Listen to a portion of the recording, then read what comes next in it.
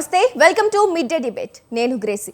మేం పాకిస్తాన్ కన్నా అధ్వానమా, మేము భారతీయులం కామా అని మావోయిస్టులు ప్రశ్నిస్తున్నారు. పాకిస్తాన్తో చర్చలు జరిపిన కేంద్ర ప్రభుత్వం మేము కూడా చర్చలకు సిద్ధమని సంకేతాలు ఇచ్చినా పట్టించుకోకుండా పిట్టల్లా కాల్చి చంపుతున్నారు. అదే పాకిస్తాన్పై మాత్రం కరుణ చూపి యుద్ధాన్ని ఆపేశారు. కానీ మాపై మాత్రం గుళ్ళ వర్షం కురిపిస్తూనే ఉన్నారు. ఇదేం ద్వంద్వ నీతి అని మావోయిస్టులు రాసిన బహిరంగ లేఖలో కేంద్రాన్ని ప్రశ్నించారు. ఫలితంగా మా అగ్రనేత నంబాల కేశవరావుతో పాటు 27 మందిని పోగొట్టుకున్నాం. మాపై చూపని దయను పాకిస్తాన్పై చూపారు. ఎందుకు ఈ వివక్ష అని అడుగుతున్నారు మావోయిస్టులు. అయితే ఈ అంశంపై ఇవాల్టి మిడ్ డే డిబేట్లో చర్చిద్దాం. మరి ఇవాల్టి మిడ్ డే డిబేట్లో మనతో ఈ అంశంపై చర్చించడానికి జూమిన్ ద్వారా మనతో ఉన్నారు ఎంఏ గఫూర్ గారు, సిపిఐ కేంద్ర కమిటీ సభ్యులు. నమస్తే సార్. రైట్ సార్, మనం చూస్తున్నాం గత కొద్ది రోజుల నుంచి కూడా ఈ మావోయిస్టుల ఎన్కౌంటర్ అయితే రాజకీయాల్లో హాట్ టాపిక్గా మారింది. అండ్ ఆల్సో వాళ్ళు శాంతి చర్చకు వస్తున్నారు, జనజీవన స్రవంతిలో కలుస్తాము, మేము శాంతి చర్చలకు వస్తామని చెప్తున్నా కూడా ఎందుకు కేంద్ర ప్రభుత్వం దానికి సిద్ధంగా లేదు? ఏదైతే పాక్ పై చూపించిన వైఖరి అంటే మధ్యవర్తిత్వాన్ని అంగీకరించి కాల్పుల విరమణ చేసుకుందో, మరి ఆ వైఖరిని ఎందుకు మావోయిస్టులపై వ్యవహరించడం లేదు? అసలు ఎందుకు ఈ వివక్ష చూపిస్తోందని కూడా లేఖలో ప్రశ్నిస్తున్నారు మావోయిస్టులు. అసలు ఈ అంశాన్ని మనం ఎలా చూడొచ్చు గఫూర్ గారు?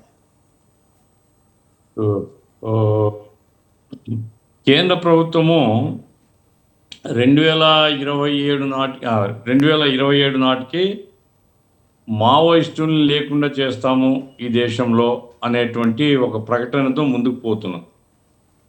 ఇప్పుడు ఛత్తీస్గఢ్ అడవుల్లో జరుగుతున్న ఎన్కౌంటర్లు మానవ హత్యలే. ఒక రకంగా ఎన్కౌంటర్ ఏదాన్ని అంటారంటే ఆయుధాలు తీసుకొని ఇరువురు తలపడితే సరే అందులో చనిపోవచ్చు, అది వేరే సంగతి. అట్లా కాకుండా బతుకుండే వాళ్ళను పట్టుకొని పోయి కాల్చి చంపడం అనేటువంటిది దుర్మార్గం.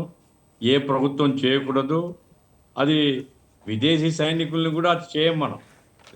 సైనికులు కనుక ప్రాణాలతో దొరికితే లేదా సైనికులు కనుక తెల్ల జెండా ఎత్తితే మనం వాళ్ళని అరెస్ట్ చేస్తాం, జైల్లో పెడతాం తప్ప చంపము. ఇది అంతర్జాతీయ న్యాయము. అటువంటిది ఇక్కడ మావోయిస్టుల పట్ల ఆ వైఖరి కూడా తీసుకోవడం లేదు. ఇప్పుడు నిన్న మావోయిస్టులు ప్రకటించినటువంటి స్టేట్మెంట్ ప్రకారంగా ఎవరైతే వాళ్ళ అగ్రనాయకుడు ఉన్నాడో, వాళ్ళ ఆల్ ఇండియా జనరల్ సెక్రటరీగా ఉండేటువంటిది కేశవరావు గారు, ఆయన ప్రాణాలతో పట్టుబడినాడు. ప్రాణాలతో పట్టుబడినప్పుడు ఆయన్ను చట్టరీత్యా శిక్షించవచ్చు, తీసుకొని పోయి జైల్లో పెట్టి ఆ తర్వాత న్యాయస్థానం యొక్క తీర్పుతో ఏ శిక్ష విధిస్తారో న్యాయస్థానం మీద ఆధారం ఉంటుంది. చట్టాన్ని న్యాయస్థానాలు చూస్తాయి. అట్లా కాకుండా దొరికినట్లు కాల్ చేయడం, మనుషులను చెప్పడం అనేటువంటిది, అది ఏదైతే ఇప్పుడు ఆరోపణ నక్సలైట్ల మీద చేస్తున్నారు, ఆయుధాలు చేతిలో పట్టుకున్నారు, హింసను ప్రేరేపిస్తున్నారు, మీరు చేస్తున్నారు అదే కదా. కేంద్ర ప్రభుత్వం ఈరోజు హింసను చేస్తుంది, రాజ్య హింస, దొరికిన చంపడం. అడవి పుత్రులు వాళ్ళందరూ కూడా ఎక్కువ భాగము గిరిజనులు. ఈ గిరిజనులు ఎందుకు మావోయిస్టుల వైపు పోయినారో ప్రభుత్వం ఆలోచించుకోవాలి. గిరిజనుల మీద వరుసగా జరిగిన అత్యాచారాలు, దుర్మార్గాలు, దోపిడీ, దీంతో విసిగి వేసారిన జనము మావోయిస్టులని ఆశ్రయించారు. ఆ రకంగా పోరాడుతున్నారు. వాళ్ళని ఎడ్యుకేట్ చేయండి, పట్టుకొని రండి, కేసులు పెట్టండి, జైల్లో పెట్టండి తప్ప చంపడం అనే అధికారం ఎవరిచ్చారు మీకు? కాబట్టి 28 మంది కాదు, ఇప్పుడు మొన్ననే మన తెలంగాణ సరిహద్దుల్లో ఒక 20 మందిని ఏదో కాల్ చేసినారు, అంతకుముందు 40-50 మందిని కాల్ చేసినారు. మొత్తం తీసుకుంటే ఈ మధ్యకాలంలో 200లకు పైగా మందిని మావోయిస్టుల పేరుతో ఉండేటువంటి అత్యధిక భాగం గిరిజనుల్ని ప్రభుత్వం చంపింది. ఇది ప్రభుత్వం హత్యలు. ఇది మేము తీవ్రంగా ఖండిస్తున్నాం. ఎందుకంటే మావోయిస్టుల యొక్క సిద్ధాంతాన్ని మేము బలపరచడం లేదు. తుపాకీ గొట్టం ద్వారా రాజ్యాధికారం సాధిస్తామని చెప్పినప్పుడే మా పార్టీగా మేము వ్యతిరేకించాం. సిపిఎం పార్టీగా తుపాకీ గొట్టం ద్వారా పొగ వస్తుంది తప్ప రాజ్యాధికారం రాదు. తుపాకులు ప్రజలు పట్టుకోవాలా, ప్రజలు పోరాడాలా. కానీ ఈరోజు ఉండేటువంటి పరిస్థితిలో ముందు ప్రజల్ని సంఘటితం చేయాలా అనేటువంటిది మా వాదన. కాదని వాళ్ళు పోయినారు. సిద్ధాంతం తప్పు ఉండొచ్చు, అయినంత మాత్రం చంపుతామా మనం? కాబట్టి ఈరోజు మావోయిస్టులు ఏం కోరుతున్నారు? దయ చూపమని మీరేదో కామెంట్ చేసిన దయ అవసరం లేదండి. ఎవరి దయ అవసరం లేదు. వాళ్ళు ఒక మార్గంలో పోరాడుతున్నారు. వాళ్ళు ఏమంటున్నారంటే, కొన్ని కాంక్రీట్ ఇష్యూస్ ఉన్నాయి గిరిజనులవి, దీని మీద మేము చర్చిస్తాం. గిరిజనులకు కనుక న్యాయం జరిగే పాటైతే మేము మా పోరాటాన్ని కొనసాగించాలన్నా మానుకోవాలనేది మేము చర్చించుకుంటామంటున్నారు. అవకాశం ఉన్నప్పుడు మనం ఎందుకు ఉపయోగించుకోకూడదు? ఇప్పుడు నాగాలాండ్‌లో నాగా పీపుల్స్ ఫ్రంట్ అని ఒకటి ఏర్పడి మిలిటెంట్స్ చాలా మందిని చంపడం జరిగింది. ఆయుధాలు తీసుకొని పోరాడుతున్నారు. బీజేపీ వాళ్ళే నాగా వాళ్ళతో చర్చలు జరిపారు. ఒక ఒప్పందం కుదిరింది ఇంతకుముందే. మరి నాగాలాండ్‌లో ఒప్పందం కుదుర్చుకుంట్రి. అట్లాగే మీరు ఈశాన్య భారతదేశంలో అనేక రాష్ట్రాల్లో ఒప్పందం కుదుర్చుకుండ్రి. అట్లా ఛత్తీస్‌గఢ్‌లో మావోయిస్టులు సిద్ధాంతం వేరు కావచ్చు. వాళ్ళు మేము చర్చలకు వస్తాము, మేము సంప్రదింపులు చేస్తాము, శాంతికి మేము ప్రయత్నం చేస్తాం అన్నప్పుడు ఒక అవకాశం ఇవ్వడం ఏ ప్రభుత్వానికైనా న్యాయము ఆ రకంగా చేసి ఉండాల. కానీ ఈరోజు భారత ప్రభుత్వం మానవ విలువల్ని కూడా పాటించడం లేదు.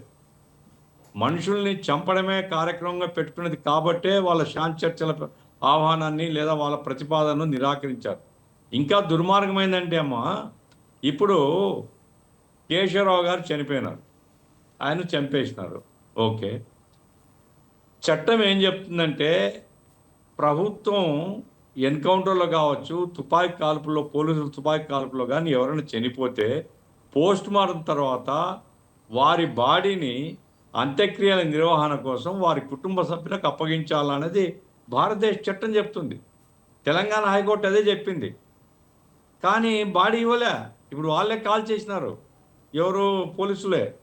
ఇది ఇప్పుడు వీళ్ళేమో అమిత్ షా వాళ్ళు లేకుంటే నరేంద్ర మోడీ గవర్నమెంటు మేము సనాతన హిందుత్వాన్ని పూర్తిగా నమ్మే వాళ్ళమని చెప్తున్నారే. హిందూ మతంలో మరి అంత్యక్రియలు నిర్వహించే బాధ్యత ఎవరిదండి?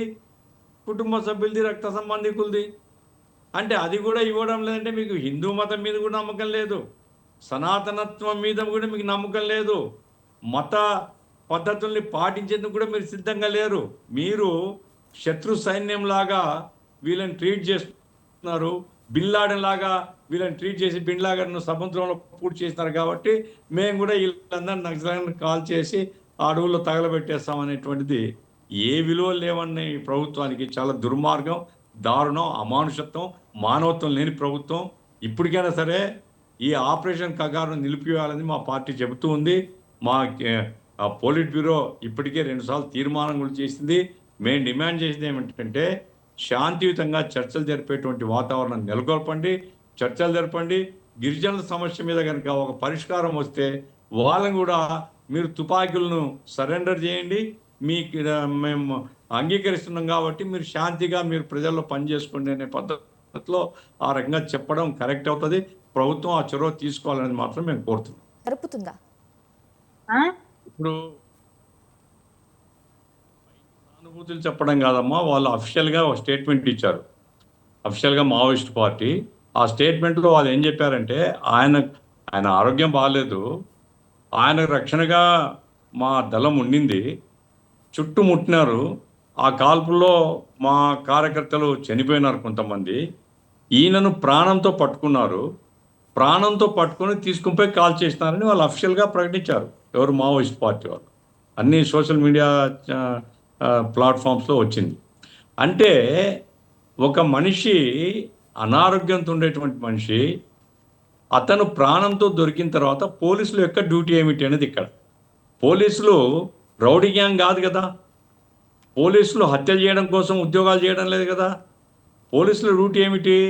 ఒకసారి నిరాయుధుడిగా ఒక మనిషి దొరికిన తర్వాత అతను కేసులో ఉండవచ్చు, అతని మీద ఆరోపణలు ఉండొచ్చు, కేసులు ఫైల్ అయి ఉండవచ్చు. అటువంటి అతన్ని పట్టుకొని పోయి కోర్టులో అప్పచెప్పడం డ్యూటీ పోలీసులది. అట్లా కాకుండా నిరాయుధుడిగానో లేదా నిస్సహాయ పరిస్థితిలో ఉండేటువంటి వాడిని, ప్రాణాలతో ఉండేవాడిని తీసుకుని పోయి కాల్ చేయడం అంటే ఒక కసి, ఒక కక్ష, ఒక హత్య చేసేటువంటి ఉబలాటం, ఉత్సాహం ఎవరిచ్చారు వీళ్ళకు? ఏ అధికారం ఉంది వీళ్ళకు? మనుషులు చంపుతారా మీరు? దేశ పౌరులను చంపుతారా మీరు? అందుకోసం మీకు జీతాలు ప్రజలు ఇచ్చేది. ఎవరి కోసం మీరు ఇది చేస్తున్నారు? కాబట్టి ఇది ఇట్లాంటి హత్య ఎన్కౌంటర్ కాదు, ఇది హత్య. ఇది చాలా దుర్మార్గం. కాబట్టి న్యాయ విచారణ కోరడం న్యాయం. న్యాయ విచారణ జరిగితే పోలీసుల బండారం బయటపడుతుంది. ఈవెన్ తెలంగాణ హైకోర్టు చెప్పింది, మీ ఎన్కౌంటర్లు ఏం జరుగుతున్నాయో మాకు తెలుసు, మేము ఆ విషయంలోకి పోము, కానీ తక్షణం బాడీని అప్పచెప్పండి వాళ్ళకు అని. ఇవ్వలే హైకోర్టు. అంటే కేర్ నాట్. ఎందుకంటే అమిత్ షా ఆర్డర్స్. కాబట్టి చాలా దుర్మార్గమైనటువంటి పరిస్థితుల్లో ఈరోజు ఆపరేషన్ కగారు చేస్తున్నారు. మనుషులను చంపడమే లక్ష్యంగా పెట్టుకున్నారు. ఇది సరైనది కాదు. ఆయన ఆ నంబుల కేశవరావు ఆయన బీటెక్ గ్రాడ్యుయేట్ అమ్మా. బీటెక్ గ్రాడ్యుయేట్ సర్వస్వం వదిలిపెట్టి ప్రజల కోసం జీవితానంతా పనంగా పెడితే అట్టటోన్ని మీరు శిక్షించండి, కోర్టు ద్వారా శిక్షించండి, అరెస్ట్ చేసి జైల్లో పెట్టండి, అభ్యంతరం లేదు. కేసులు ఉంటే వదిలిపెట్టమని నేను చెప్పడం లేదు. కానీ తీసుకుని పోయి కాల్ చేయడం అనేటువంటిది అంటే మీకు శత్రువుగా మీరు చూస్తున్నారంటే సైద్ధాంతికంగా శత్రువునా, లేకపోతే మీరు మల్టీనేషనల్ కంపెనీల కోసం ఈ డ్యూటీ చేస్తున్నారా? మీరు అక్కడ ఖనిజ వనరుల్ని కొల్లగొట్టేటువంటి దానికి మీరు ఏజెంట్లుగా పనిచేస్తున్నారా అని ప్రభుత్వాన్ని అడుగుతున్నా. ఇది దుర్మార్గం, అమానుషత్వం. న్యాయ విచారణ జరపడం చాలా కరెక్టు. అది అడగడం వాళ్ళు పార్టీగా అడుగుతారు, లేదా సానుభూతి పరులు అడుగుతారు. వాళ్ళ కుటుంబం వాళ్ళకు కూడా హక్కు ఉంది. ఎందుకంటే కుటుంబానికి అప్పచెప్పాల బాడీని. అట్లా కూడా అప్పచెప్పలేదంటేనే బండారం బయటపడుతుందని. దొరికితే పోస్ట్ మార్టంలో ఎంత దూరం నుంచి కాల్చారు, ఎన్కౌంటరా, సమీపం నుంచి కాల్చినారా, ఇవన్నీ కూడా బయటికి వస్తాయి. కాబట్టి అట్లా బయటికి రాకూడదంటే నిజం సమాధి అయిపోవాలా. దానికోసమే ఈ దుర్మార్గం చేసినారు. కాబట్టి న్యాయ విచారణ జరగాలని కూడా చాలా న్యాయమైన సమస్య. అదే కదా సార్, అంటే రీపోస్ట్ మార్టం జరిపించాలని డిమాండ్ చేస్తున్నారు. అట్లీస్ట్ బంధువర్గాల నుంచి, అంటే ఆల్రెడీ హైకోర్టు కూడా చెప్పింది డెడ్ బాడీని వాళ్ళ బంధువులకి, కుటుంబ సభ్యులకు అప్పగించమని. అలా కూడా చెయ్యకుండా ఇట్లా సామూహికంగా అంత్యక్రియలు జరిపించడం అనేది ఏదైతే ఉందో అది చాలా, అంటే వాళ్ళ కుటుంబ సభ్యుల రోదనలు కానీ వాళ్ళు ఎంతలా రోధిస్తున్నారంటే ఆ డెడ్ బాడీనైనా అట్లీస్ట్ మాకు అప్పు చెప్పండి. అంటే ఆయన మామూలు మనిషి అయితే కాదు కదా, ఎంత పెద్ద అగ్రనేత. ఆయన ప్రస్థానము మామూలు ప్రస్థానం కాదు. ఆయన కోసం 30 మంది మావోయిస్టులు కూడా వాళ్ళ ప్రాణాలను సైతం అడ్డు పెట్టారు. అంతమంది అభిమానులు ఉన్నారు ఆయనకు, మావోయిస్టుల్లో అంతమంది సానుభూతి పరులు ఉన్నారు. మరి అందరి సపోర్ట్ ఆయనకు ఉన్నప్పుడు ఎందుకు ఇట్లా సామూహిక అంత్యక్రియలు ఎందుకు జరిపించింది ప్రభుత్వం?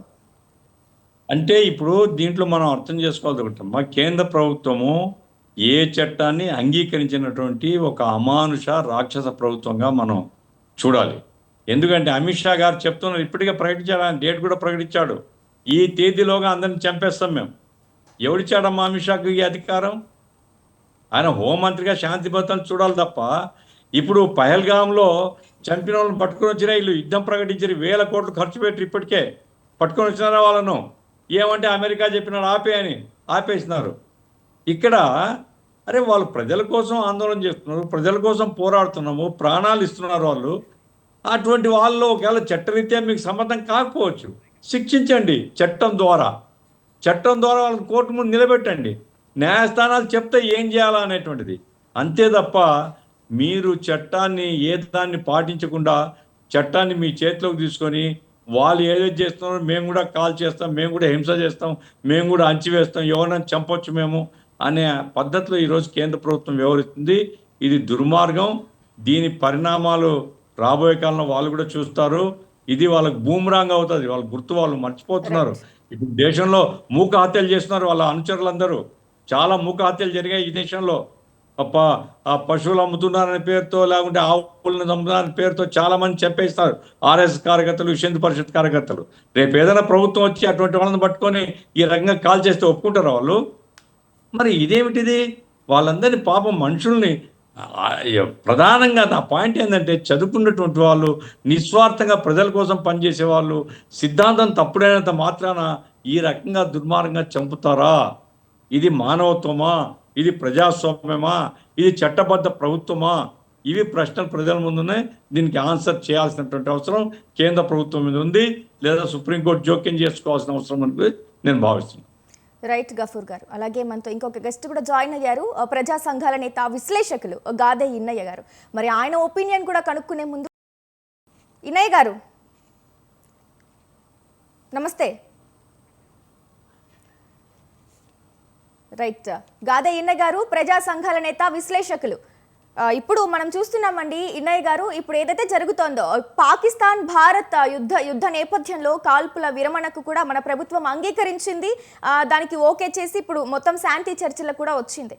మరి ఎందుకు ఈ మావోయిస్టుల విషయంలో అదే వైఖరిని అవలంబించట్లేదు అనేది ప్రధానంగా ఇప్పుడు అందరి ముందున్న ప్రశ్న. మరి దీనికి ఇంకా ప్రభుత్వం స్పందించకపోవడం, అండ్ ఆల్సో నంబూరు కేశవరావు ఎవరైతే మావోయిస్టుల అగ్రనేత ఉన్నారో వారి అంత్యక్రియలు కూడా సామూహికంగా అందరు మావోయిస్టులతో కలిపి జరపడం అంశం ఏదైతే ఉందో దానిపై కూడా వివిధ రకాల ఆరోపణలు, విమర్శలు కూడా వస్తున్నాయి. మరి దీన్ని మనం ఎలా చూడొచ్చు? ఇన్నయ్య ఇప్పుడు గారు ఏదైతే ఇప్పుడు ఏదైతే బీజేపీ ప్రభుత్వం వారు అవలంబిస్తున్నటువంటి విధానాలు భారత సమాజం మొత్తంగా కూడా అన్నట్టు ఎవరికి అర్థం కాని రీతిలో ఈరోజు వాళ్ళ పాలన కానీ వాళ్ళ నిర్ణయాలు కానీ వాళ్ళ యొక్క ఆ పోలీసు బలగాలతోటి వాళ్ళు చేస్తున్నటువంటి ఆ హింసాయుత పద్ధతులు ఇప్పటి వరకు ఎవరికి కూడా అర్థం కానటువంటి పరిస్థితిలో ఉన్నది. వాళ్ళు అసలు కగారు ఎందుకు మొదలు పెట్టిండ్రు, ఎవరి కోసం మొదలు పెట్టిండ్రు, దానివల్ల ప్రయోజనాలు ఏంటి అనేది ఇప్పటి వరకు వాళ్ళు ఎక్కడ కూడా ప్రకటించినట్టుగా తెలియజేసినట్టుగా ఎక్కడ కూడా మనకి ఎవరికి అర్థం కాలేదు. ఎవరికి కూడా వాళ్ళు పూర్తి వివరాలు ఎవరికి చెప్తలేరు. వాళ్ళు ఒకటే వాళ్ళు చెప్తున్నది ఏంటంటే మావోయిస్టు రహిత ఛత్తీస్గఢ్ ఏర్పాటు చేస్తామని మాత్రమే వాళ్ళు పదే పదే వాళ్ళు చెప్తున్నారు. మేము 2026 మార్చి 31 వరకే మేము మావోయిస్టులు లేకుండా రైట్ చేస్తాము. ఇన్నయ్య గారు కొంచెం స్క్రీన్ సరిగ్గా పెట్టుకోండి, పొజిషన్ లో పెట్టుకోండి, స్క్రీన్ సరిగ్గా పెట్టుకోండి. మావోయిస్టులు లేకుండా మేము మార్చి 31వ తారీఖు వరకే. ఇన్నయ్య గారు మీరు స్క్రీన్ మిడిల్లో పెట్టుకోండి పొజిషన్లో. రైట్ ఓకే అండి. వాళ్ళు పదే పదే పదే వాళ్ళు చెప్తున్నది ఒక్కటే, మేము చంపుతాము, మేము నిర్మూలిస్తాము, మేము ఏరి పారేస్తాము అనేటువంటి పదాలు మాత్రమే వాళ్ళు పదే పదే వాళ్ళు మాట్లాడుతున్నట్టుగా పత్రికల ద్వారా మీడియా ద్వారా మనకు అందరికీ అర్థమవుతున్నటువంటి విషయాలు ఇవి. మరి వాళ్ళు ఎందుకు చంపుతా అంటున్నారు? వాళ్ళు చేసిన తప్పులేంటి వాళ్ళు చెప్తలేరు. వాళ్ళు అడుగుతున్న ఏంటియో చెప్తలేరు. ఆదివాసీలని వేలాది మందిని అరెస్ట్ చేయడం కానీ, జైల్లో పెట్టడం కానీ, లేకపోతే చిత్రహింసలకు గురి చేయడం కానీ, లేకపోతే క్యాంపులలో పెట్టుకొని సుమారు 600 క్యాంపులలో ఒక్కొక్క జిల్లాలో తీసుకుంటే ప్రతి 5గురికి ఒక పోలీసు ఉన్నాడు అక్కడ, ప్రతి 3గురికి ఒక పోలీసు ఉన్నారు, ప్రతి 9 మందికి ఒక పోలీసు ఉన్నారు. ఇలా బస్ పడేటువంటి 7 జిల్లాలుగా ఉన్నటువంటి సుక్మా కావచ్చు, దంతెవాడ కావచ్చు, బీజాపూర్ కావచ్చు, నారాయణపూర్ కావచ్చు, కొండదాం కావచ్చు, ఇట్లా ఏవైతే జిల్లాలు అక్కడ ఇవాళ పోలీస్ క్యాంపుల పహరాలో ఆ ప్రజలు భయాందోళనతోటి యుద్ధ వాతావరణంలో జీవిస్తున్నటువంటి ఆ ప్రజలకి భారత ప్రభుత్వం కానీ, ఛత్తీస్గఢ్ ప్రభుత్వం కానీ ఇప్పటి వరకు వాళ్ళు మేము ఈ కగార్ ఆపరేషను మీకోసం, మీ అభివృద్ధి కోసం, లేకపోతే మీ సంపద కాపాడడం కోసం అని ఎక్కడ కూడా వాళ్ళు ప్రకటించలే. వాళ్ళు చెప్తున్నదల్లా ఒక్కటే, మావోయిస్టులను చంపుతాము, మావోయిస్టులకు అండగా ఉన్న ఆదివాసులను చంపుతాము, వాళ్ళు ఏరి పారేస్తాము, వాళ్ళు ఎవరు అడ్డం వస్తారో రాని, ఇక్కడ ప్రజాస్వామ్యం లేదు, రాజ్యాంగం లేదు, అక్కడ కోర్టులు లేవు, న్యాయస్థానాలు లేవు, హైకోర్టు లేదు, సుప్రీంకోర్టు లేదు, ఏది లేదు. నిన్నటికి నిన్న అక్కడ ఐజీ మాట్లాడుతూ ఉన్నాడు, సుప్రీంకోర్టు నుంచి మేము హౌస్ మోషన్ చేసినాం, హైకోర్టు ఆర్డర్ ఉందంటే హైకోర్టు ఆర్డర్ नहीं जानता, इधर कुछ भी नहीं जानता, హైకోర్టు नहीं, సుప్రీంకోర్టు नहीं, कोई కోర్టు नहीं అని అంత ధైర్యంగా ఒక చట్టబద్ధంగా రాజ్యాంగబద్ధంగా తన విధులు నిర్వహించాల్సినటువంటి ఒక ఐజీ అట్ట మాట్లాడుతున్నాడంటే ఇక మనం ఏం మాట్లాడగలుగుతాం? అక్కడ హోమ్ మినిస్టర్ ఒకటి మాట్లాడతాడు, డిప్యూటీ సీఎం ఒకటి మాట్లాడతాడు, చీఫ్ మినిస్టర్ ఒకటి మాట్లాడతాడు, మంత్రులు ఒకటి మాట్లాడతాడు, ఆ ప్రాంతంలో ఉన్న ఎమ్మెల్యేలు ఒకటి మాట్లాడతారు. కాబట్టి ఇవాళ ఆదివాసీలను చంపడం కోసం మాత్రమే వాళ్ళు ఈరోజు ఆ ప్రోగ్రాం పెట్టుకున్నారు అనేది మనకు అర్థమవుతా ఉన్నది. మావోయిస్టులు ఉంటే ఎంతమంది ఉంటారమ్మా? ఎక్కువ 2000 ఉంటారు, 3000 ఉంటారు, ఒక 5000 ఉంటారు, 10,000 ఉంటారు. అంతేగాని ఆ మొత్తం ఆ 7 జిల్లాల్లో ఉన్నటువంటి ఆ భూభాగంలో ఉన్న ఆ జనాభాతో పోలిస్తే వాళ్ళు ఎంత చాలా తక్కువ. ఇవాళ మావోయిస్టుల పేరుతోటి ఆదివాసీలను అక్కడ లేకుండా చేయడం కోసం, ఆ సంపదని కాజేయడం కోసం, ఆ సంపదని అద్దాని అంబానీలకి కట్టబెట్టడం కోసం మాత్రమే ఈరోజు కేంద్ర ప్రభుత్వం, అక్కడున్న రాష్ట్ర ప్రభుత్వం ఒక పెద్ద కుట్ర చేస్తూ ఈ కగార్ ఆపరేషన్ నిర్వహిస్తున్నట్టుగా మనకు అర్థమవుతా ఉన్నది. 21వ తేదీ ఆ మావోయిస్ట్ పార్టీ కేంద్ర కమిటీ సెక్రటరీని చుట్టుముట్టి చంపిన తర్వాత 22వ తేదీ గడ్చిరోలి ప్రాంతానికి సంబంధించినటువంటి ఆ ఆదివాసీ భూభాగాన్ని పెట్టుబడిదారులకి కార్పొరేట్లకి అప్పజెప్పినట్టుగా బహిరంగంగా పత్రికల్లో మనం అందరం చూస్తాం. అంటే అర్థం ఏంటిది? ఒకవైపు మావోయిస్టులను చంపాలి, ఆదివాసులను చంపాలి, ఆ భూభాగాన్ని అంతా కూడా మొత్తంగా కూడా కార్పొరేట్లకు అప్పజెప్పాలి. ఆ ఆదివాసీ భూభాగంలో ఇన్నయ్య గారు కొంచెం ఫ్రేమ్ లో ఉండండి, పొజిషన్ లో ఉండండి, మిడిల్ లో కొంచెం బ్యాక్ వెళ్ళండి ఇన్నయ్య గారు. రైట్ అండి, ఓకే చెప్పండి. ఆదివాసీ ప్రాంతాల్లో ఉన్నటువంటి ఆ భూభాగాన్ని అంతా కూడా కాజేయడం కోసం నిన్న 22వ తేదీ నాడు పత్రికల్లో వచ్చినటువంటి సమాచారం ప్రకారము అక్కడ దాదాపుగా 2 లక్షల పైగా చెట్లు కొట్టాలి, ఆ భూభాగాన్ని మొత్తంగా కూడా కార్పొరేట్లకు అప్పజెప్పడానికి వాళ్ళు అనుమతించినట్టుగా పత్రికల్లో మనం ప్రకటనలు చూస్తా ఉన్నాం.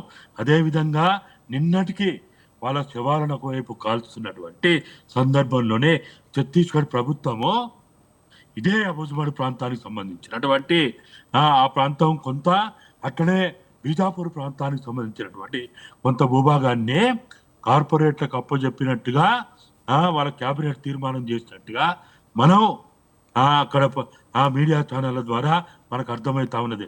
అంటే ఈ మొత్తంగా కూడా మావోయిస్టులను కానీ ఆదివాసీలను కానీ ఒక్క నిమిషం ఇన్నయ్య గారు, కాదు ఇప్పుడు చనిపోయింది ఎవరు? మావోయిస్ట్ అగ్రనేత నంబాల కేశవరావు. మరి ఆయన్ను చంపితే ఎందుకు ఆదివాసీలు అంతమవుతారండి? నాకు అర్థం కాలేదు. ప్రభుత్వం ఎలాంటి వ్యూహంతో ముందుకు వస్తుంది అంటున్నారు మీరు? ఆదివాసులకి అండగా ఉన్నది అక్కడ ఉన్న మావోయిస్టులు, లేకపోతే అక్కడ ఉన్నటువంటి మావోయిస్టుల పేరుతో ఉన్న ఆదివాసీలు. బయట నుంచి పోయిన వాళ్ళు ఎంతమంది ఉంటారమ్మా? బయట నుంచి పోయిన వాళ్ళు ఎంతమంది ఉన్నారు? మొత్తం కొడితే కూడా ఒక 50 మందో 60 మందో ఉంటారు. ఇవాళ వాళ్ళు చెప్తున్న ప్రకారము 2000 మంది, 3000 మంది, 4000 మంది వాళ్ళంతా ఆదివాసీలే కదా. వాళ్ళంతా ఏ తెలుగు రాష్ట్రాల వాళ్ళు కాదు, లేకపోతే ఇతర రాష్ట్రాలకు సంబంధించిన మైదాన ప్రాంతమో పట్టణ ప్రాంతాలకి సంబంధించిన వాళ్ళు కాదు. వాళ్ళు ఇవాళ మావోయిస్టుల పేరుతోటి చంపుతున్నా కానీ, లేకపోతే గూడాల్లో ఉన్నటువంటి గ్రామాల్లో ఉన్నటువంటి ఆదివాసీలని వాళ్ళ జీవితాలు వాళ్ళు జీవిస్తున్న వాళ్ళని చంపుతున్నా కానీ ఇది మొత్తంగా ఆదివాసీలను చంపడానికి పెట్టుకున్నటువంటి ఒక ప్రోగ్రాంగా మనకు అర్థమవుతా ఉన్నది. మొన్నటికి మొన్న కర్రగుట్ట ప్రాంతంలో ఒక ఇడ్మా పేరుతోటి కానీ, ఒక దేవా పేరుతోటి కానీ, లేకపోతే దామోదర్ పేరుతోటి కానీ వీళ్ళని చంపడానికే సుమారు 22,000 మంది పోలీస్ బలగాలను అక్కడ దించాడంటే ఈ ముగ్గురు కూడా ఆదివాసీలే. ఈ ముగ్గురు అక్కడనే పుట్టిండ్రు, అక్కడనే పెరిగిండ్రు. వాళ్ళు ఆ భూమిని కాపాడడానికి, ఆ సంపదను కాపాడడానికి వాళ్ళు గత కొన్ని సంవత్సరాలుగా వాళ్ళు అక్కడ వాళ్ళు ప్రయత్నం చేస్తా ఉన్నారనే సంగతి మనందరికి తెలుసు. కాబట్టి ఇవాళ మావోయిస్ట్ అనేది ఒక నెపం మాత్రమే. వాళ్ళ ఆదివాసులను చంపడానికే వాళ్ళు వేసుకున్నటువంటి కుట్రాలు భాగంగానే ఇవన్నీ చేస్తా ఉన్నారు. లేకపోతే వాళ్ళు ఎందుకు చంపాలా? వాళ్ళు అడుగుతున్నది ఏంటిది? మాకు భారత రాజ్యాంగంలో ఉన్న 5వ షెడ్యూల్ అమలు చేయండి, భారత రాజ్యాంగం ద్వారా ఇచ్చినటువంటి పేసా చట్టాన్ని అమలు చేయండి, భారత రాజ్యాంగం ద్వారా వచ్చినటువంటి 170 అమలు చేయండి అని అడుగుతున్నారు. ఇట్లా అడగడం దేశద్రోహమా? వాళ్ళు దేశభక్తులు కాదా? ఇట్లా అడిగితే దేశభక్తులు కాదా?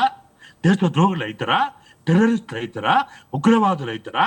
మరి ఎవరు దేశభక్తులు? ఈ దేశ సంపదని తాకట్టు పెడుతుంటే కళ్ళప్పగించి చూసే వాళ్ళు దేశభక్తులా? ఈ దేశ సంపదని పరాయీకరణ చేస్తా ఉంటే, విదేశాలకు తరలిస్తూ ఉంటే వాళ్ళకి సహకరించే వాళ్ళు దేశభక్తులు అవుతారా? ఎవరు దేశభక్తులమ్మా? దేశభక్తులు అంటే ఏంటిది?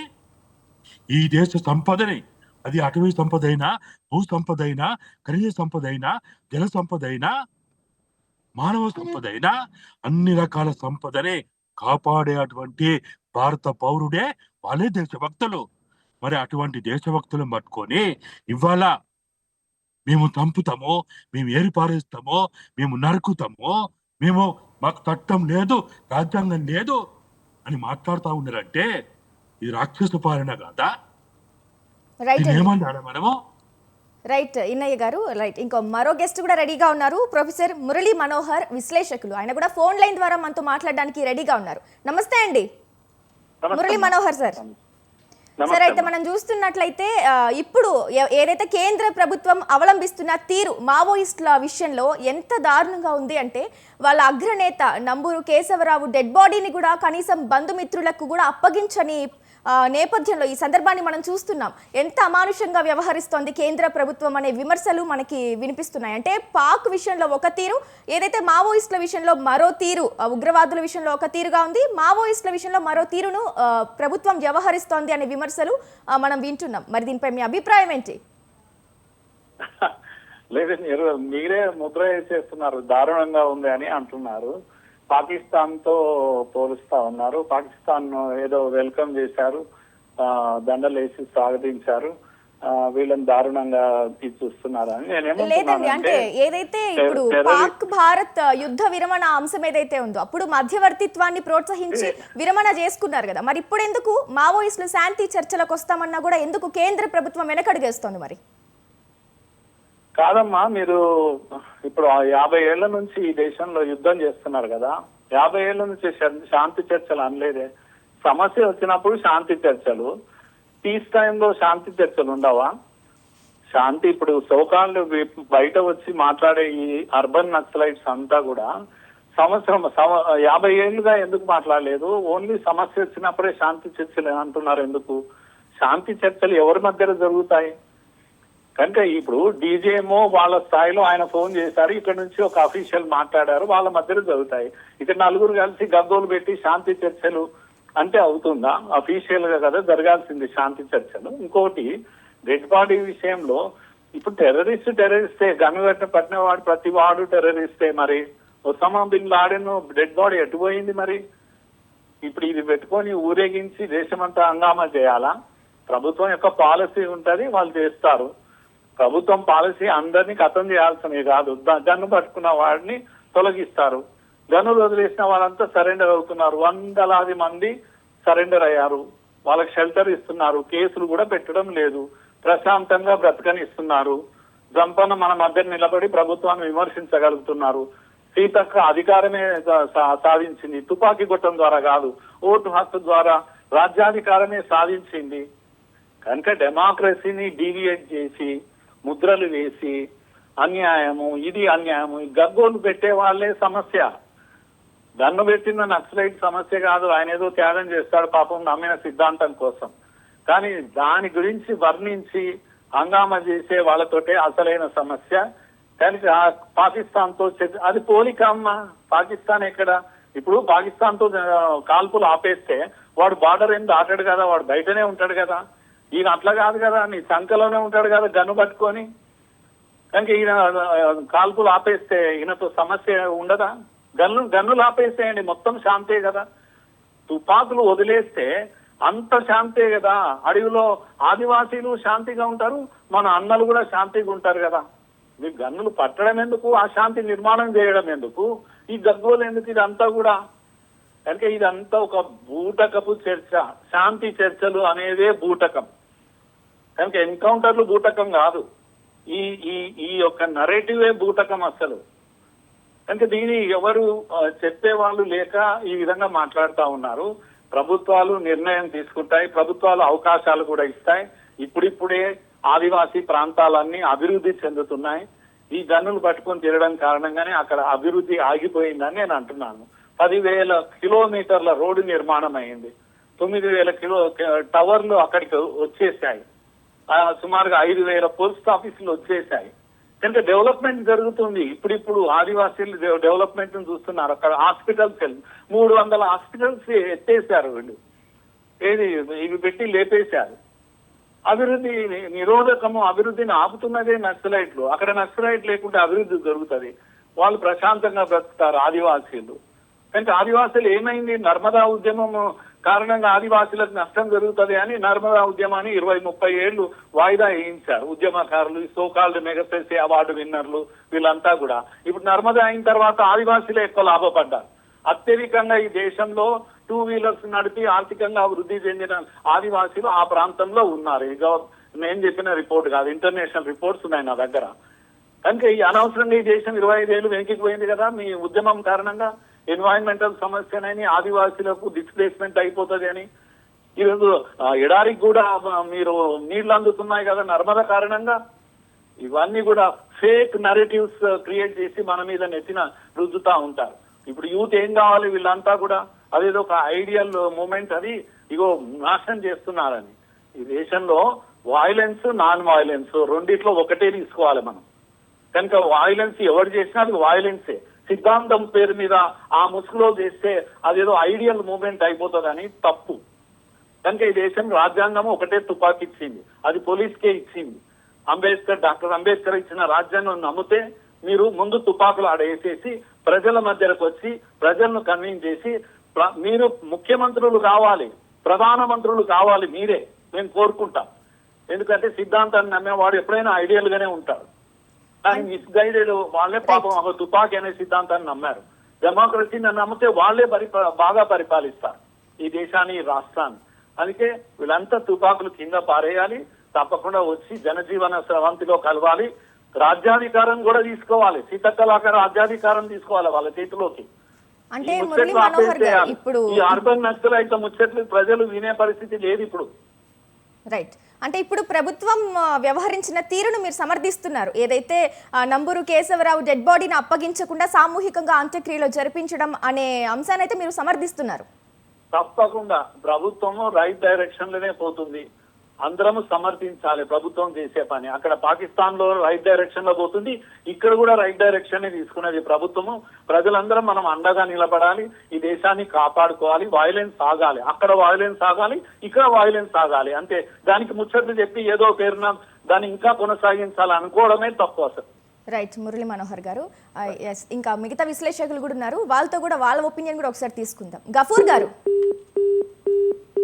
గారు, ఎస్, విన్నారు కదా, ప్రభుత్వం చేసింది కరెక్టే అంటున్నారు ఎవరు విశ్లేషకులు, మురళీ మనోహర్ గారు.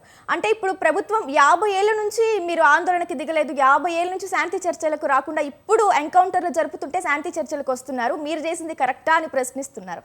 మరి దీనిపై మీ ఒపీనియన్ ఏంటి? నక్సలైట్లను సిద్ధాంతపరంగా మేము ఎప్పుడు బలపరచామమ్మా. సిపిఎం పార్టీగా మా వాళ్ళని కూడా చంపిన ఉదాహరణలు ఉన్నాయి, అవి వేరు విషయం. అయితే నక్సలైట్లను టెర్రరిస్టులుగానో నక్సలైట్లను దేశద్రోహులుగానో మేము పరిగణించడం లేదు. ప్రజల కోసము వాళ్ళు అంకిత భావంతో వాళ్ళు పోయినారు, వాళ్ళ మెథడ్ తప్పు. అయితే ఇప్పుడు నేను అడుగుతున్నాను మురళీ మనోహర్ గారిని, నాగాల్యాండ్లో ఇట్లాంటి టెర్రరిస్ట్ సంస్థలు దాదాపు మనుషులను చంపి అక్కడ సాయుధ బలాలు ఉంటే వాజ్పేయి కాలంలో వాళ్ళందరితో చర్చలు జరిపి ఒక శాంతి ఒప్పందం చేసుకున్నారు. అంటే మీ దృష్టిలో అది కూడా తప్పే. అట్లాగే అస్సాంలో అస్సాం స్టూడెంట్ ఆర్గనైజేషన్ బహుశా మీ గవర్నమెంటా కాంగ్రెస్ గవర్నమెంట్ నాకు ఐడియా లేదు, కానీ వాళ్ళతో చర్చలు జరిపి వాళ్ళు కూడా ఆయుధ విరమణ చేసి ఆ రకంగా జనజీవన శ్రేణిలో వచ్చేటట్లుగా పార్టిసిపేట్ చేశారు. ఇవన్నీ కూడా తప్పులు. అంటే మీ దృష్టిలో ఏంటంటే ఎక్కడ ఆందోళన చేసినా దాన్ని అణచివేయడం తప్ప దానికి ఇంకా వేరే మార్గము, శాంతి గీంతి ఇటువంటివే ఉండకూడదు అనేటువంటిది ఆయన నమ్ముతున్నట్లుంది. నేను ఇదొక సామాజిక ఆర్థిక సమస్యగా నేను చూస్తున్నాను. అక్కడెవరు డబ్బుల కోసం పోలే, అక్కడెవరు అధికారం కోసం పోలే, అక్కడ సైద్ధాంతికంగా అది తప్పుడు సిద్ధాంతమైన ప్రజల కోసం ఈ మార్గం ద్వారా దేశాన్ని బాగు చేస్తామనేటువంటి ఒక రాంగ్ కాన్సెప్ట్తో వాళ్ళు పోయినారు. వాళ్ళు మనుషులు, ఈ దేశ పౌరులు, వాళ్ళందరూ నిస్వార్థంగా పనిచేస్తున్న వాళ్ళు. అటువంటి వాళ్ళను జనజీవన స్రవంతిలోకి తెచ్చేందుకు అవకాశం వస్తే లేదు అటువంటి వాళ్ళని రానియకూడదు అనేటువంటి వైఖరి అది ఎవరు తీసుకున్నా ఆమోదయోగ్యం కాదు. ఇప్పుడు నేను అడుగుతున్న మురళీ మనోహర్ గారిని, ఇప్పుడు నంబోల కేశవరావు గారు మావోయిస్టు పార్టీ యొక్క స్టేట్మెంట్ ప్రకారంగానే ఎన్కౌంటర్ జరిగింది, ఎన్కౌంటర్లో కొంతమంది చనిపోయినారు, బట్ కేశవరావు సజీవంగా పట్టుబడినాడు. సజీవంగా పట్టుబడిన వాళ్ళని కూడా చంపేసేది మీ ప్రభుత్వం యొక్క విధానమా? ఎవరినైనా అటు చంపేయచ్చునా? ఇప్పుడు నేను సూటిగా అడుగుతున్నాను, ఎందుకంటే మీరు ఏ భావజాలంతో ఉన్నారో నాకు అర్థమైంది. ఈ దేశంలో మూక హత్యలు జరుగుతున్నాయి, మాబ్ లించింగ్స్. సుప్రీంకోర్టు అనేకసార్లు చెప్పింది మాబ్ లించింగ్ చేసే వాళ్ళను బుక్లో తీసుకొని రండి, చట్టరీత్యా శిక్షించండి అని. కాదు గోహత్యలు చేసే వాళ్ళను హత్య చేయొచ్చు అనేటువంటిది మీ సిద్ధాంతం. మరి ఆ రకంగా హత్యలు చేయడం అనేది చట్టబద్ధమా? మాబ్ లించింగ్స్ను మీరు బలపరుస్తారా? మరి మాబ్ లింక్స్కు వీళ్ళకు ఏం తేడా నాకు అర్థం కావడం లేదు. అంటే ఎవరినైనా చంపొచ్చు అన్నమాట. వీళ్ళు మాత్రం తప్పుడు లైన్లో ఉంటే వీళ్ళని చంపేయచ్చు మీరు. కాబట్టి ఇక్కడ చట్టం ఒకటి ఉంది. ఎవరినైనా మీరు శిక్షించాలంటే మీ ఇష్టం వచ్చిన అమిత్ షా కోరుకుంటే శిక్ష వేయకూడదు. చట్టరీత్యా న్యాయస్థానాలు శిక్షించాలా, న్యాయస్థానం ముందు హాజరుపరచాలా. ఇక చట్టమే ఎందుకండి, నాకు సరిపోతే నేను ఎవరైనా చంపుకుంటూ పోతా అనేటువంటి సిద్ధాంతమే కనుక మురళీ మనోహర్ గారు చెప్తే ఇక చట్టం ఎందుకు? ఈ దేశానికి అరాచకత్వం. ఎవడైనా ఆయుధాలు పట్టవచ్చు, ఎవడైనా చంపవచ్చు. ఇది ఎట్లా కరెక్ట్? మావోయిస్టుల కంటే అన్యాయం అవుతుంది. కాబట్టి మనం ఇక్కడ రాజకీయ ఆర్థిక సమస్యను అర్థం చేసుకున్నప్పుడు అటువంటి వాళ్ళతో చర్చలు జరిపి జనజీవన స్రవంతిలోకి తీసుకొని రావడానికి ప్రయత్నం చేయడం తప్పులేదు. వైఎస్ రాజశేఖర రెడ్డి ప్రభుత్వం ఆ రకంగా చర్చలు జరిపింది. నష్టపోయింది మావోయిస్టులే ఆ చర్చల వల్ల. ఆ రకంగా ఏంటంటే చర్చలు జరపడానికి ప్రభుత్వం సిద్ధంగా ఉంటే, ప్రభుత్వం విశాల హృదయంతో ఉంది, ప్రభుత్వం ఏదో పద్ధతిలో జనజీవన స్రవంతిలోకి తీసుకొని రావాలని ప్రయత్నం చేస్తుంది. మనం ఈశాన్య రాష్ట్రాల్లో చేసిన ప్రయత్నమే ఇక్కడ కూడా చేయాలని మనం చెప్తున్నాం. మీకేమంటే హడావిడి ఏదో పద్ధతిలో అంబానికి అప్పచెప్పాలా, అదానికి అప్పచెప్పాలా, ఆ పర్వతాలు ఖనిజాలు అన్నీ కూడా అనేటువంటిది. అందుకోసం మీ టార్గెట్ కూడా ఏమిటి? మావోయిస్టు రహిత రాష్ట్రం. అంటే మావోయిజం ఉండకూడదు. ఇప్పుడు ఇక్కడ హింస లేనటువంటి రాజ్యం మా లక్ష్యం. ఓకే, అభ్యంతరం లేదు, మేము బలపరుస్తాం. మావోయిస్టు రహిత రాజ్యం అంటే మావోయిస్టును చంపేయడమే లక్ష్యం. ఇది ఏ ప్రభుత్వం పెట్టుకున్నా సరైనది కాదు. సరే, బలపరుస్తున్నారు, బలపరచండి. రాబోయే కాలంలో చూద్దాం మరి ఏ పరిణామాలు ఎట్లా వస్తాయనేది. ఏమనేది పద్ధతి కాదు అనేది నా బలమైన నమ్మకం అమ్మ. నేనే మావోయిజాన్ని బలపరిచేవాని కాదు, నేను మావోయిస్టు పార్టీని బలపరిచేవాని కాదు. మావోయిస్టులతో నేను ఇంతకుముందు చెప్పాను, మా పార్టీ కూడా చాలా సఫర్ అయింది. అయినప్పటికీ అది ఒక ఆర్థిక సామాజిక సమస్యగానే నేను చూడాలా అనేది నా విజ్ఞప్తి. రైట్ గఫూర్ గారు. అలాగే ఇందాక ఇంకొక విశ్లేషకులు అన్న మాట ఏంటంటే ఈ ఎన్కౌంటర్లు ఇవన్నీ కూడా బూటకం మాత్రమే, మావోయిస్టులను హతమార్చడానికి కాదు, ఆదివాసీలను అంతం చేయడానికి, వాళ్ళని అంతం చేసి ఆ భూముల్ని కార్పొరేట్ సంస్థలకు కట్టబెట్టడానికి అనే విమర్శ కూడా మనం ఇందాక విన్నాం. మరి అసలు దీనిపై మీ అభిప్రాయం ఏంటి? నేనమ్మా అవును సార్, గఫూర్ గారు చెప్పండి. ఇప్పుడు మావోయిస్టులు బయట రాష్ట్రాల నుంచి పోయిన వాళ్ళు నాయకులు ఉండవచ్చు. ఇప్పుడు నంబల కేశయ్య లేకపోతే ఇంకా కొన్ని పేర్లు వస్తున్నాయి, నాకంతా పరిచయం లేదు. ఒక అమ్మాయి మొన్న చనిపోయిన దాంట్లో నర్సుగా పనిచేసే అమ్మాయి, వాళ్ళ వైద్య సౌకర్యాలు చూడడానికి. అంటే ఇప్పుడు యుద్ధంలో పాకిస్తాన్కు భారతదేశానికి యుద్ధం జరిగింది అనుకుంది. యుద్ధం జరిగితే ఈ ఆరోగ్య ఇప్పుడు రెడ్ క్రాస్ వాళ్ళు ఉంటారు బెల్ట్ కట్టుకొని, రెడ్ క్రాస్ వాళ్ళని ఎవరు చంపరమ్మా. రెడ్ క్రాస్ 2 దేశాల్లో ఉంటుంది. వాళ్ళ డ్యూటీ ఏమిటి? గాయపడిన వాళ్ళని తీసుకొని పోవడం, హాస్పిటలైజ్ చేయడం, చావకుండా బతికించడం. అంటే ఆరోగ్య కార్యకర్తను చంపరు. ఇక్కడ పోలీసులు ఆరోగ్య కార్యకర్తను కూడా చంపుతున్నారు, అది వేరే సంగతి. ఇప్పుడు అక్కడ ప్రధానంగా ఎందుకు వచ్చింది మావోయిజం? ఎందుకు తెలంగాణలో ఒకప్పుడు బలంగా ఉండింది, ఈరోజు లేదు?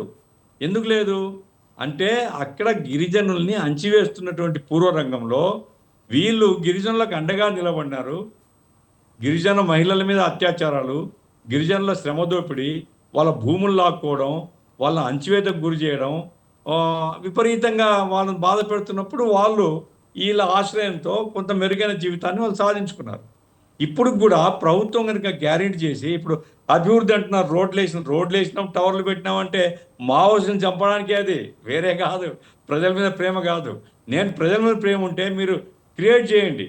అదిగో మావోయిస్టులు ఈ ప్రాంతాల్లో ఉన్నారు, మేము ఒక 50,000 ఉద్యోగాలు ఆ ప్రాంత యువత కోసం అక్కడ కాకుండా ఇక్కడ ఏర్పాటు చేస్తున్నాం, రండి అని పిలవండి. ఆ రకంగా ఉద్యోగాలు చేర్పించుకోండి, ఉపాధి కల్పించండి. మావోయిస్టులు కాదు, గిరిజనుల మీద ఏ అత్యాచారం జరిగినా ప్రభుత్వం వాళ్ళకి అండగా ఉంటుందని ప్రకటించండి, ఎవరికేం అభ్యంతరం లేదు. అట్లా కాకుండా చంపడమే కార్యక్రమం అయితే ఈ సమాజానికి మంచిది కాదమ్మా. సమాజంలో అనేక సందర్భాల్లో కొన్ని ఒడిదుడుకులు వస్తుంటాయి. ఒడిదుడుకులు వస్తే చంపడమే పరిష్కారం అనుకుంటే శాంతి ఉండదు.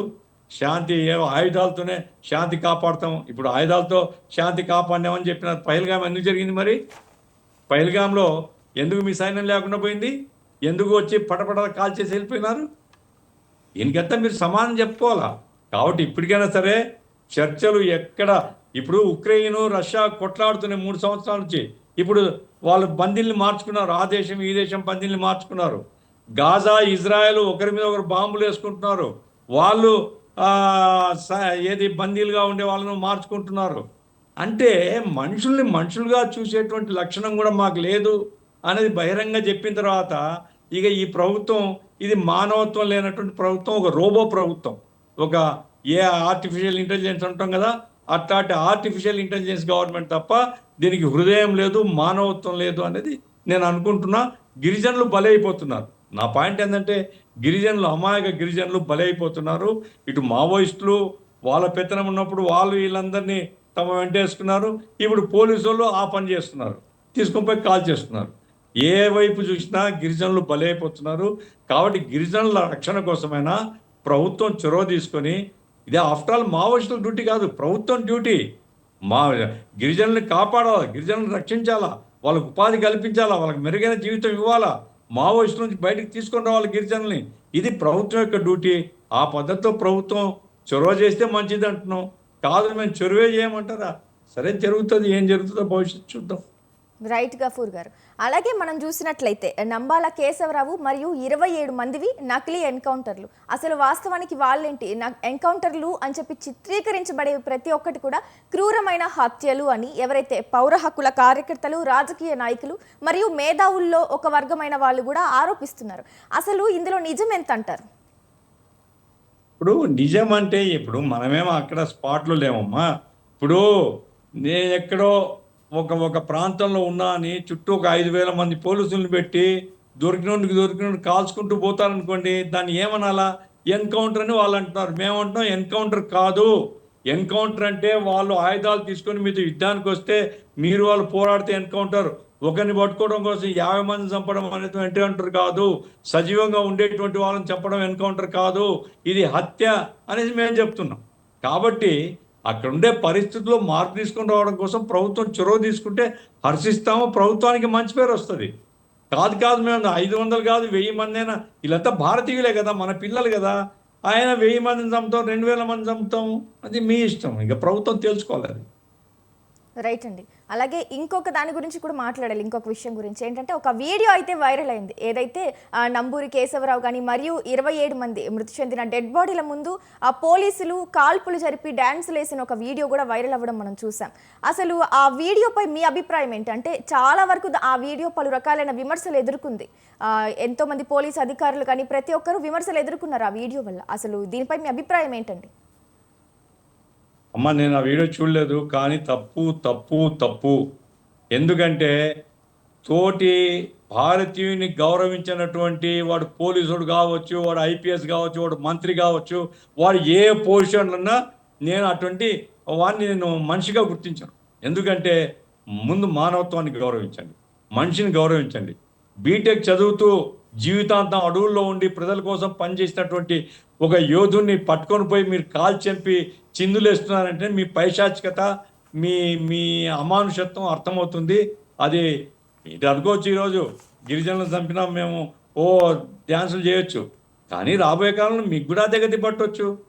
ఇప్పుడు మీరు ఇంతమంది చంపిన తర్వాత వాళ్ళు ఏదో చేస్తారనుకోండి, ఎవరైనా మిమ్మల్ని బలపడతారు కదా, వాళ్ళని చంపినారు మిమ్మల్ని చంపుతున్నారు అంటారు. కాబట్టి ఏమైనా ఒకరినొకరు చంపుకోవడం అది కరెక్ట్ కాదు, అది చట్టం కాదు, దేశానికి మంచిది కాదు, ప్రజలకు మంచిది కాదు. వాళ్ళు చనిపోతున్న పోలీసులు కూడా, ఎందుకంటే 70 మంది పోలీసులు ఒకసారి చనిపోయినారు, వాళ్ళు కూడా మన బిడ్డలే, మన కుటుంబాల నుంచి పోయిన వాళ్ళే, ఉద్యోగం కడుపు కోసం పోయిన వాళ్ళు. కాబట్టి మావోయిస్టులు చంపడం తప్పు, మావోయిస్టులను వీళ్ళు చంపడం తప్పు.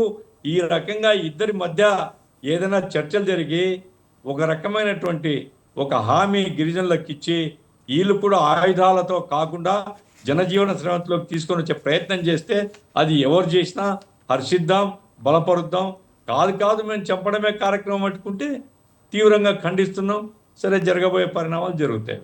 రైట్ అండి. అలాగే ఏదైతే కేంద్ర హోంమంత్రి అమిత్ షా ఆల్రెడీ మార్చి 31, 2026 కల్లా మావోయిస్టులు అనే వాళ్ళు లేకుండా మావోయిస్టు రహిత దేశంగా మారుస్తామని కూడా వ్యాఖ్యానించడం జరిగింది కదా.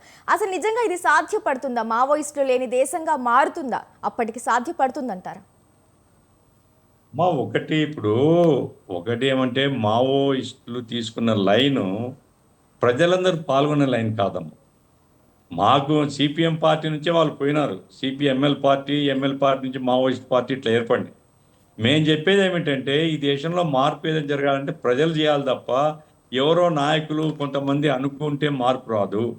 ఆ తర్వాత ప్రజల యొక్క చైతన్యాన్ని అభివృద్ధి చేయాలా. ప్రజలు సంఘటితంగా వాళ్ళు ముందుకొస్తే అది బ్యాలెట్ ద్వారానా బుల్లెట్ ద్వారానా అది ప్రజలు తేల్చుకుంటారు. మనంగా తేల్చేది కొంతమంది యోధులు పోరాడినంత మాత్రాన ఇంత పెద్ద సైన్యంతో ఇంత ప్రభుత్వ యంత్రాంగంతో పోరాడడం తప్పు, నిలబడలేము అనేటువంటిది మా వాదన. అది కాదు కాదు ఇదంతా రివినిస్ట్ వాదన వాళ్ళు పోయినారు. కాబట్టి వాళ్ళు పోరాటం ఇంకా కొనసాగించగలుగుతారా అంటే కొనసాగించవచ్చు. ఎందుకంటే ఒక సిద్ధాంతంతో ఇన్స్పైర్ అయినటువంటి వాళ్ళు కాబట్టి ఉండేటువంటి వాళ్ళు కొంతమంది మిగిలొచ్చు. కానీ మావోయిజాన్ని, కమ్యూనిజాన్ని, ఈ ఆలోచనను మేము లేకుండా చేస్తామని అమిత్ షా నాయన చెప్పినా అసాధ్యంగా. ఎందుకంటే దేశంలో పేదరికం, దేశంలో ఆకలి, దేశంలో దారిద్ర్యం, నిరుద్యోగం, అణచివేత, దౌర్జన్యం ఇవన్నీ సాగుతున్నప్పుడు ప్రజలు పోరాడుతుంటారు. ఆ పోరాటంలో మావోయిస్టుల నాయకత్వాన పోరాడవచ్చు, ప్రజా సంఘాల నాయకత్వంలో పోరాడవచ్చు. ఎవరు నిలబడితే వాళ్ళ వెనకాల జనం తోడవుతారు. ఆ రకంగా ప్రజా ఉద్యమాల్ని అణచివేయడం అమిత్ షా, నరేంద్ర మోడీ కాదు, వీళ్ళని పుట్టించిన వాళ్ళ తరం కూడా కాదు. ఈ పోరాటం కొనసాగుతుంది. అయితే మావోయిస్టుల యొక్క పోరాటం ఉంటుందా లేదా, మావోయిస్టు పార్టీలో మరి ఏ మార్పులు జరుగుతాయనేది అది నాకు సంబంధం లేదు, నాకు తెలియదు. రైట్ అండి గఫూర్ గారు, ఇక చివరిగా కంక్లూడ్ చేయండి. అందుకోసమే నా పాయింట్ ఏంటంటే ఎవరి అభిప్రాయాలు వాళ్ళకు ఉండొచ్చు, కానీ మానవత్వాన్ని గౌరవించాలా. చంపుకోవడం అనేటువంటిది అమానుషం. కాబట్టి ప్రభుత్వం చాలా పెద్ద వ్యవస్థకు నాయకత్వం వహిస్తున్నటువంటి ప్రభుత్వం, ఈ ప్రభుత్వం చొరవ తీసుకొని ఏం జరుగుతుంది, ఒక ఇద్దరినో ముగ్గురినో ప్రతినిధులుగా పెట్టేసి అయ్యా మీరు ఎవరు వస్తారో రండి, మేము వచ్చే వాళ్ళకు మేము గ్యారెంటీ చేస్తాం. రాజశేఖర రెడ్డి గారు చెప్పింది అదే కదా, మీ ప్రాణాలకు మేము రక్షణ కల్పిస్తాం, మిమ్మల్ని తీసుకొని రావడం కానీ మిమ్మల్ని అడవుల్లో పంపడం కానీ భద్రంగా మేము పంపిస్తామని అష్యూరెన్స్ ఇచ్చే తర్వాత వాళ్ళు వచ్చారు. ఆర్కే వచ్చాడు, మిగతా వాళ్ళు వచ్చారు, చర్చలు జరిగినాయి. చర్చల్లో ఏమొచ్చింది ఏం రాలేదు వేరే సంగతి. కానీ ఆ రకంగా ప్రభుత్వం ఉదారంగా ఉంది, విశాల హృదయంతో ఉంది. ప్రభుత్వం వీళ్ళను ఏదో చంపేయాలా, అంచివేయాలా అనే పద్ధతిలో కాకుండా వీళ్ళని గౌరవిస్తుంది, గుర్తిస్తుంది. వీళ్ళే చేతులారా చేసుకుంటున్నారనే వాతావరణం కల్పించడం కోసమైనా, ప్రజల ఒత్తిడి వాళ్ళ మీద పెరగడం కోసమైనా చర్చలు మంచివి. కాబట్టి చర్చలు జరపడం మంచిది అనేటువంటిది అందరూ కోరుతున్నారు. కగారు ఆపరేషన్ నిలిపేసి ఎవరు చర్చలకు వస్తారో వాళ్ళ ప్రాణానికి మేము రక్షణ కల్పిస్తున్నాము అనే అష్యూరెన్స్ ఇచ్చి వాళ్ళు ఏం డిమాండ్స్ పెడతారు. ఇప్పుడు రాజ్యాధికారం కావాలంటే మనమేం చేయలేం. గిరిజనుల హక్కుల్ని కాపాడాలంటే చట్టమే చెప్తుంది గిరిజనుల హక్కులు కాపాడాలని. 170ని కాపాడాలా, వాళ్ళ భూముల్ని కాపాడాలా, వాళ్ళకు ఒక మంచి జీవితం ఏర్పాటు చేయాలా. అటువంటి డిమాండ్స్ ఉన్నాయనుకోండి, గవర్నమెంట్ పరిష్కారం చేసి కొంత డబ్బు కేటాయిస్తే అయిపోయింది కదా. కాబట్టి చర్చలు జరపడాన్ని మేము ఆహ్వానిస్తున్నాం. కగారు ఆపరేషన్ను నిలిపేయాలని మేము కోరుతున్నాం. ఇది ప్రజాస్వామ్యవాదులు. నేను మావోయిస్ట్ పార్టీ సింపథైజర్ కాదు. మావోయిస్ట్ పార్టీతో నష్టపోయినటువంటి పార్టీ మాది. అయినప్పటికీ ఒక మానవత్వం కూడినటువంటి లేదా నిస్వార్థంగా ప్రజల కోసం పనిచేసే వాళ్ళ పట్ల ఉండేటువంటి గౌరవంతో నేను మాట చెప్తున్నా. ప్రభుత్వం స్పందిస్తే ప్రభుత్వానికి మంచిది. రైట్ అండి, థ్యాంక్ యూ. ఇవాళ మిడ్ డే డిబేట్లో పాల్గొన్నందుకు థ్యాంక్ యూ. ఎంఏ గఫూర్ గారు, సిపిఎం కేంద్ర కమిటీ సభ్యులు, కర్నూలు మాజీ ఎమ్మెల్యే. అలాగే గాదే ఇన్నయ్య గారు, ప్రజా సంఘాల నేత, విశ్లేషకులు. ప్రొఫెసర్ మురళీ మనోహర్ గారు, విశ్లేషకులు. రైట్, ఇది ఇవాళ మిడ్ డే డిబేట్. చూస్తూనే ఉండండి స్వతంత్ర న్యూస్.